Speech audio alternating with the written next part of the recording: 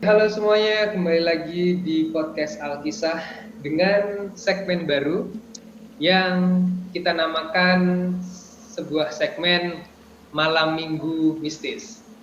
Nah, di Malam Minggu Mistis ini ada gua Punta dan di sana ada Dika. Halo Dik.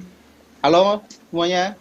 Di Malam Minggu Mistis ini kita akan mengisi dengan cerita-cerita horor yang berkaitan dengan dunia mistis dan dunia supranatural yang tidak biasa, dan kita mencoba untuk menceritakannya di sini untuk menemani malam minggu kalian. Oke, untuk cerita pertama bakal diceritain dari pengalaman pribadinya Dika. Ya, ini kejadiannya tepat pas bulan puasa kemarin, bulan Ramadan, pertengahan bulan Ramadan kayaknya. Pas teman saya sih sorenya tuh udah ngajak, Dik, ntar malam sahur bareng ya. Ntar gue bangunin lu deh. Kisaran jam 3, ya udah ntar lu bangunin gue aja. Ya udah bareng-bareng aja sahur sama suami gue ya. Suami gue kemarin baru pulang tuh dari luar kota, pas kayak gitu. Ya udah deh, ntar gue nyusul. Sekalian gue beli minum di jalan. Kalau ada makanan gue beli makanan aja. Nah, selang berapa waktu pas sampai ke sono, itu pas naik lift ke atas, di atas tuh udah rame banget. Itu nggak tahu ada apa. Nah, pas di situ pas saya naik lift, ini ada apaan pak? Nggak tahu nih, si mbaknya dari tadi teriak-teriak gitu kan. Teriak-teriak gimana pak? Nggak tahu, teriak-teriak aja, jerit-jerit gitu. Pas saya samperin si mbaknya, saya panggil, kenapa lu gitu kan? Teriak-teriak kayak gitu. Tadi ada orang masuk. Gua kira tuh suami, pas gua buka pintunya nggak ada, Dik, gimana? Posisinya sambil nangis, cewek, namanya juga cewek kan histeris kalau ada apa-apa gitu. Ya udah, kejadiannya kayak gimana? Nah, dia mulai cerita di situ. Pas duduk di kursi, udah lu minum dulu, ambil air putih, udah minum dulu. Ya udah, ceritain gimana tadinya. Itu kejadiannya subuh, pas mau subuh sih, belum, pokoknya pas mau sahur aja. Nah, pas di situ kejadiannya, tadi kan ceritanya suami gue keluar beli sate buat sahur. Tadi kan rame-rame mau sahur bertiga. Nah, pas mau sahur bertiga, suami gue kan keluar, si akses ke apartemennya itu nggak dia bawa.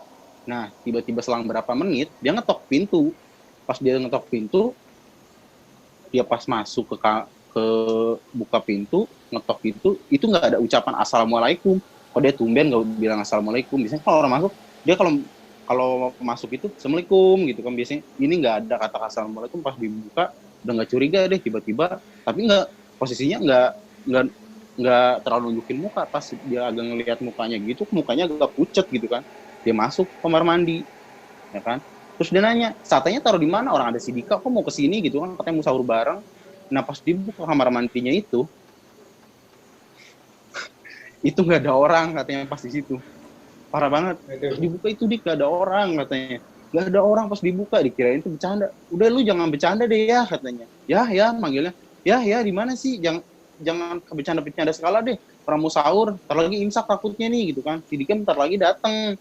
Pas dibuka itu gak ada orang, bener. Pas tetap dia nyari-nyari celinguk, suaminya datang dari belakang, ngetok pintu.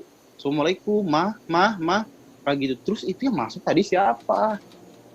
Nah, pas kejadian kayak gitu, dia udah teriak histeris, teriak kayak gitu.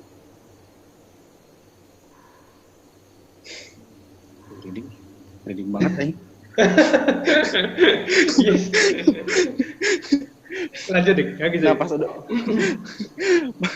pas udah teriak-teriak kayak gitu, dia kan duduk di situ, saya datang, saya nanya kejadian yang tadi kayak gimana. Nah, pas saya habis nanya, itu dia mulai teriak-teriak lagi, mulutnya kebuka lebar kayak nganga gitu. Teriak-teriak kayak gitu. Anjir, itu yang paling merinding. Itu sih enggak sih, ini beneran si mulutnya, saya yang megangin dia kan, posisi tubuhnya baru datang juga, posisi pas ditangkap gini langsung buka mulut langsung posisi kayak gitu. Jadi si bola putih matanya tuh kebalik ke atas. Saya tuh bingung mau ngapain, panik gitu kan. Orang namanya hidup di apartemen gitu kan, yang ini apartemen bodo amat, kita tangga mau ngapain, emang ada yang peduli. Saya panik di situ, bingung. Saya mau minta tolong sama siapa, boro-boro pegang handphone gitu kan. Aduh, gimana gitu kan, gimana. Nah, si suaminya datang di situ. Pas suaminya datang di situ, ini bini lu kenapa? Ya, aduh, tadinya kenapa emang gitu kan. Pas berbeli situ, sahabat, udah lu jangan mikirin buat sahur dulu deh, ini cara beres ini gimana nih gitu kan. Udah lu tungguin dulu, gue nyari orang deh ke bawah. Turun ke bawah, pas ke security di bawah yang di lobby bawah, posisi di lobby bawah, Pak boleh minta tolong nggak Pak, di sini yang ada orang pinter di mana gitu kan. Sedih Pak. Ada yang ada orang pinter di mana Pak? Emang kenapa Mas? Gitu Pak, ada teman saya kayak kesurupan gitu Pak gitu kan. Ada yang ada kesurupan gimana tadinya Mas? Gitu orang cerita. Udah Pak, mending Bapak ikut ke atas Pak kalau bisa. Nah, kalau si Bapak security-nya ke atas. Pas ke atas lantai berapa Mas? Ini Mas. Pas lantai 31 udah masuk. Itu masih jerit-jerit. Sumpah banget, sedih banget sih. Sumpah. Kalau sampai ngerasain posisi sih matanya kebalik tapi nangis, posisi si mulut tuh bener-bener kebuka lebar. Itu berarti kayak dia masih sadar nggak ya dia masih sadar nggak ya? Enggak. Berarti pas lagi dia pas abis cerita suaminya pasti ketok pintu kamar mandi nggak ada tuh, dia tuh langsung langsung gini, ngedengak langsung begini, langsung matanya ke atas, mulutnya kebuka. Si lidahnya itu orang, kalau orang umum sih itu nggak wajar banget tuh, bisa panjang banget gitu. Jadi kebuka hampir gitu-gitu, hampir kayak orang kejar, gitu-gitu, teriak-teriak kayak gitu. Nah, si bapaknya datang tuh, si bapak yang security-nya tuh, Pak minta tolong Pak, ambil gimana Pak gitu kan. Pak pinggir udah sini dulu, ambil air putih, dia bacain. Pas dia bacain, suruh diminum, itu ditepis tiba-tiba melototin kayak gini matanya. Jelas banget melototin kayak gini, ambil kayak orang mau ngajak berantem gimana sih kayak gini-gini. Terus diginiin, terus itu kayak si yang security bawahnya itu kayak ngebacain apa gitu kan, kayak pokoknya itu kayak ngomongnya bahasa Jawa, saya nggak ngerti kalau di bahasa Indonesia-in. Kamu tuh mau apa di sini gitu kan? Kamu jangan macam-macam sama saya di sini. Saya udah lama di sini gitu kan. Kamu jangan berhak usir saya di sini. Saya nyaman di badan anak ini gitu kan. Pas kayak gitu, itu masih susah disembuhin. Pokoknya kamu disuruh pergi, dibacain susah. Pas di situ kata bapaknya, udah mendingan tuh dipencet aja si jempol kakinya. Pas dipencet jempol kakinya yang ceweknya kesurupan, itu teriak-teriak makin jadi. Saya bingung mau ngapain di situ, sumpah. Itu si mulutnya makin kebuka lebar, si matanya makin kayak keluar air mata gitu, kayak nahan sakit apa gimana gitu kan. Di situ si bapaknya itu kayak nelpon temannya, kayak ustad apa gimana gitu. Udah mendingan panggil Pak Haji ini gitu kan. Pas udah lama kemudian itu posisi nungguin orang yang kesurupan sambil teriak-teriak kayak gitu, nggak tega, pasti sedih lah. Orang mulutnya kebuka, ini tangan kekunci kayak ngepal gitu, tangannya ambil kebuka, begitu. Aduh, paginya lagi dalam jalan, posisinya pas habis mau sholat subuh juga gitu kan. Pas di situ, terus sekalian paginya telepon dalam perjalanan katanya, gimana Pak yang mau ngobatin ya Pak? Udah bisa ketemu, udah Mas lagi kesini, ntar saya kasih alamatnya gitu kan. Nah, pas di situ tetap makin jadi kesurupannya. Orang bingung mau nenanginnya gimana coba. Itu si tangannya sampai diikat sama kain, tahu samping nggak, kain samping Mas Bunta? Kain samping gitu, kayak buat ngegendong anak kecil gitu. Oh, jaring. Kayak kayak gitu, jaring. Diikat tangan itu, takutnya gimana kan, diikat ke kursi kayak gini, udah aduh parah deh, pokoknya sedih ngeliat di situ. Udah kayak dipasung aja beneran. Itu teriak-teriak coba. Itu udah nggak kepikiran mau sahur kayak gimana. Gue bodo amat nih, pokoknya ini sembuh dulu anak orang gitu kan. Mana cewek lagi kejadian kayak gitu. Pokoknya makin jadi teriak-teriak. Malah pas dikasih air lagi, dipaksa dimasukin air, di air yang udah dibacain tadi. Nah, si bapaknya itu cerita ke saya, dulu pernah Mas kayak gitu di sini katanya. Posisinya kejadiannya sama juga kayak gitu. Dulu tuh meninggalnya tuh kayak gantung diri gitu Mas. Jadi kayak gantung diri, yang pas di balkon mau lompat gitu, mungkin kayak lompat apa gimana gitu. Pokoknya kayak terjun gimana. Pokoknya di lorong lantai 31 tuh gitu Mas. Pernah ada yang nemuin juga katanya. Dulu sebelum dia juga ada pernah kejadian kayak gitu. Itu kayak gantung diri di balkon, tahu ada yang buat bambu kayak apa sih namanya? Kayak yang buat neduh gitu kan. Nah, di situ tuh Ya, kayak gantung diri ke balkon. bawah gitu. Jadi iya kayak kayak langsung nyangkut kayak gitu. Berarti yang tinggal di daerah sana pasti tahu ya ini ya daerah mana ya?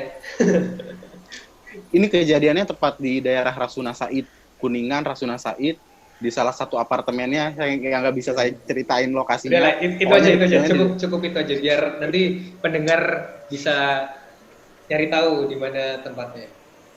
Berarti emang di daerah situ emang kental banget ya kayak gitu ya. Emang ngeri sih kalau malam kan juga gelap ya itu di daerah ya daerah situlah. Kita nggak usah nyebutin yang daerah Kuningan itu.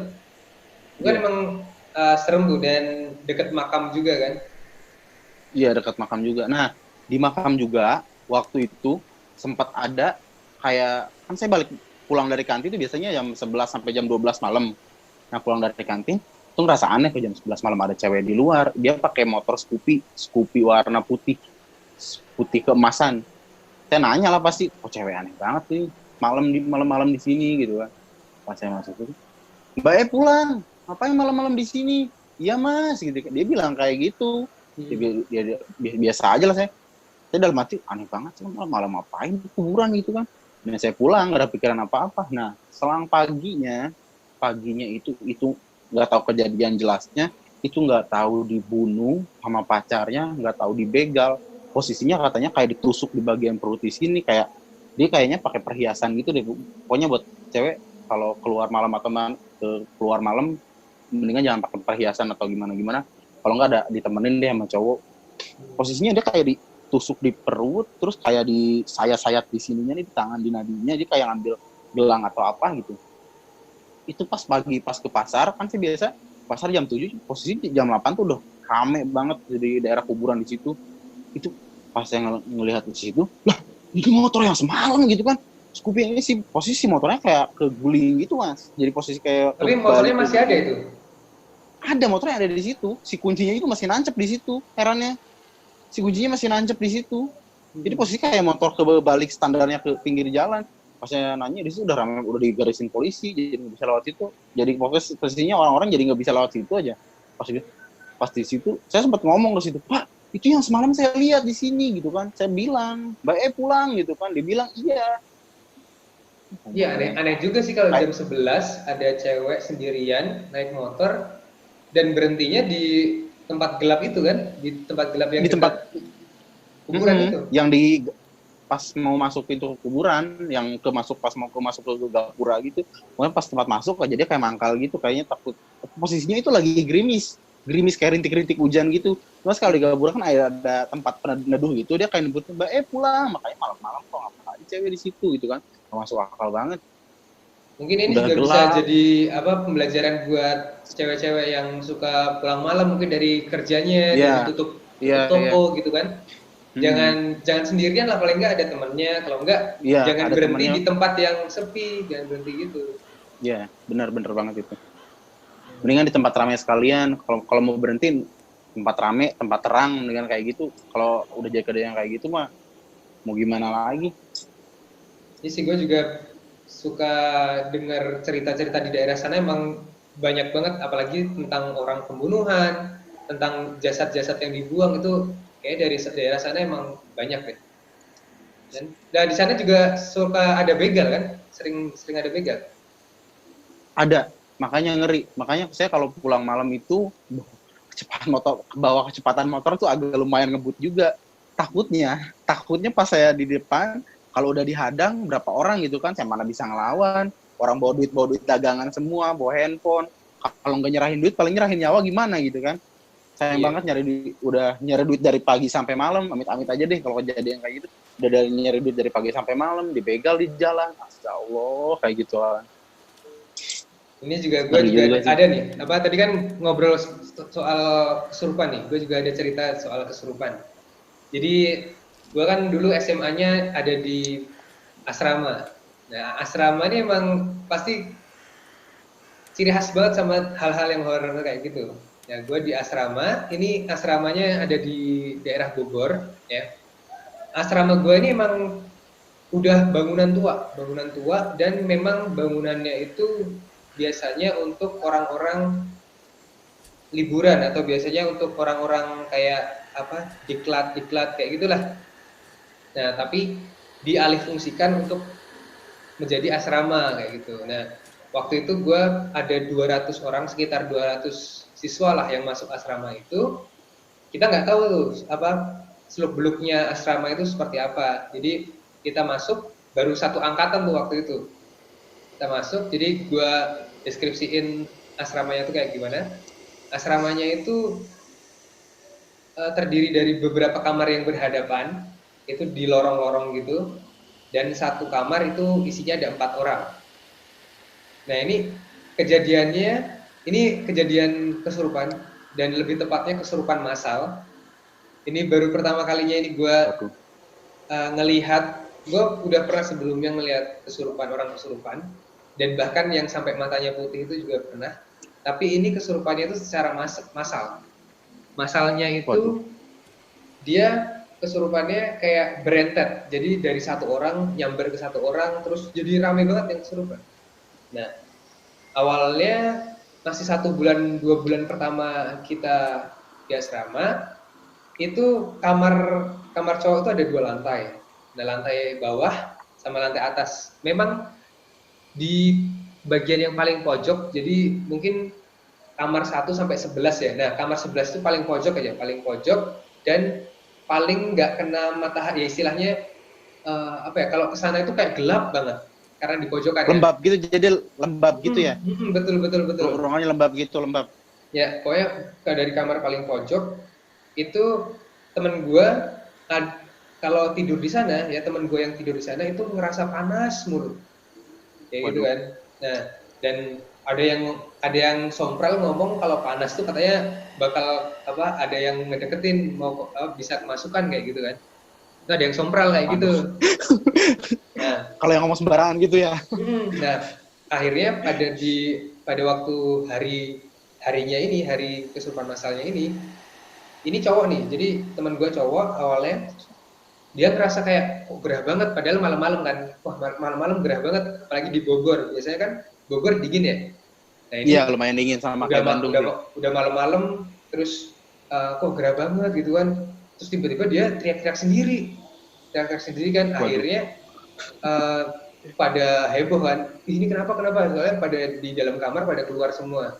Dan kalau kita malam itu kita biasanya belajar dan ada waktu untuk belajar, dan belajarnya bisa di mana aja, bisa di tempat makan, bisa di aula, bisa di teras kayak gitu. Nah, gara-gara satu kamar itu semuanya pada panik tuh. Ini ada apa gitu kan. Nah, ini si A ini inisialnya A itu udah kayak kejang-kejang gitu lah pokoknya, dia teriak-teriak sendiri. Nah, akhirnya kita bawa dia ke aula. Nah, di aula itu kita disuruh kumpul semua karena takutnya kenapa-napa kan, karena kamar-kamarnya itu emang bener-bener mungkin ini kalau dari yang gue selidikin sih, si asrama ini udah lama nggak pernah dipakai. Jadi kita anak-anak baru yang tinggal di sana itu udah yang nggak lama dipakai, terus tiba-tiba ada penghuni baru istilahnya, kayak gitu kan. Oh, intinya kosong aja itu ya, bener-bener kosong aja gitu baru ditempatin.